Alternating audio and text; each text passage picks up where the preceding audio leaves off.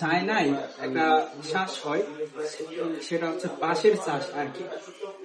তো বাঁশের চাষটা আমরা ওনারা বীজ রোপণ করে, বাঁশের বীজ রোপণ করার প্রায় 1 মাস যায়, 2 মাস যায়, 1 বছর যায়, 2 বছর যায়, 3 বছর যায়, 4 বছরের মাথায় গিয়ে সেই বাঁশ থেকে ছোট্ট একটা ওই যে ছাড়া গজায়, ছোট্ট একটা ছাড়া গজায়। সবচেয়ে অবাককরণীয় বিষয় হচ্ছে ওই ছাড়া গজানোর 4 মাসের মধ্যেই এটা প্রায় 90 ফুট লম্বা বড় হয়ে যায়।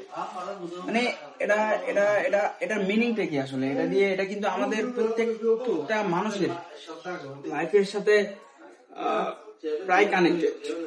যেমন আমরা যে কোনো কিছুই সহজে আশা করি, সেটা যে কোনো ক্ষেত্রে এটা স্পেসিফিক ভাবে মানুষ সফলতা, আমরা যারা বিজনেস করি, বিজনেস মানে 1 সপ্তাহ, 2 সপ্তাহ, 1 মাস, 2 মাস, 3 মাস আমরা ব্রেন করে দূর আমার দ্বারা হবে না বলে ফেলে দিই। তুমি জানো না, মানে তুমি একটা জিনিস ধরে রাখলে এটা আস্তে আস্তে আস্তে আস্তে আস্তে আস্তে শিকড়টা কত গভীর হয়, এটা কত গভীর হয়। যখন আল্লাহ তাআলা দিবে, এমন ভাবে দিবে যা আমরা বিশ্বাসও করতে পারবো না।